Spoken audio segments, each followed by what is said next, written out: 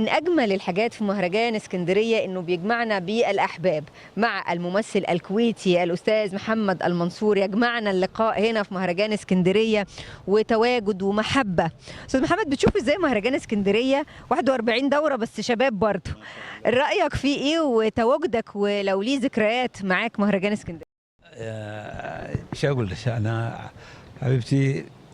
تجدد، يعني مثل ما الله سبحانه وتعالى خلق في جسم الانسان التجدد دم في كل لحظه في كل يوم، فاحنا تجددكم انتم كدم الانسان يتجدد في كل طاقاته في كل عطاءاته وكل مهاراته، ويخلق لنا اجيال واجيال نستمتع بنشاطهم وابداعاتهم الفنيه الجميله من خلال الشاشه الكبيره.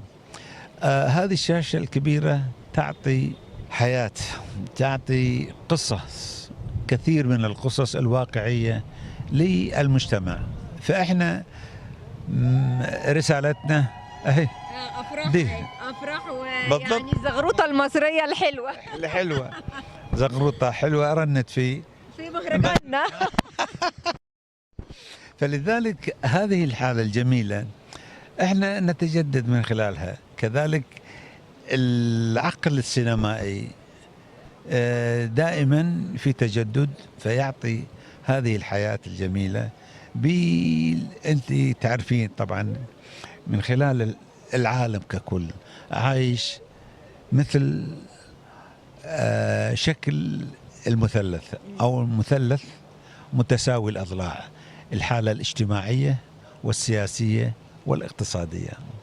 فالعالم كله من خلال هذا المثلث، ففي كل 30 سنة تكون القاعدة يا حالة اجتماعية أو سياسية أو اقتصادية.